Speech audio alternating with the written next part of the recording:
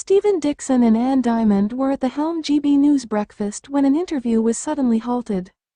GB News suffered a hiccup in its broadcasting this morning, January 18, as an interview was suddenly cut short. Stephen Dixon and Ann Diamond were at the helm of the news channel's breakfast show when things quickly turned south.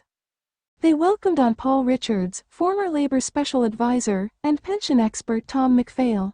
With the guests they debated whether or not the pension should be means tested as Downing Street refuses to rule it out on the pension triple lock.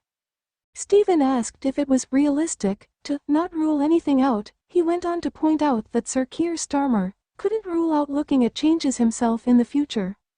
Paul said, "Labour has said that it will protect the triple lock on pensions, but that's a pretty major early commitment.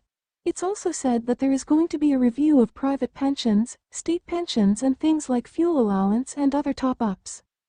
So those are an ongoing conversation." The show guest added that the pension being means tested sounds like a very worrying development. Anne asked how sustainable the government's controversial plans are. Tom replied, "The only thing that's going to get us out of the situation that we're in now is economic growth. Because the sustainability of providing for our elderly for the very long term is a huge challenge for whoever is in power."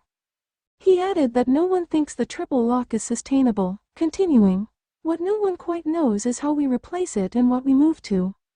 You always need a system that incentivizes people to make self-provision and save their own money on top of state pension." Stephen pointed out that with more than half of pensioners relying on state pension to make up 50% of their income, it means that you can't do anything now. Anne threw another question out to one of the guests, who had appeared on the show via video link, when she noticed that something was wrong. After a moment of silence, she pointed out, "Oh, he's paused there. Is he not hearing me?" Stephen added, "No, he's gone," before his co-host continued, "The image has frozen. Yes, oh dear, what a shame."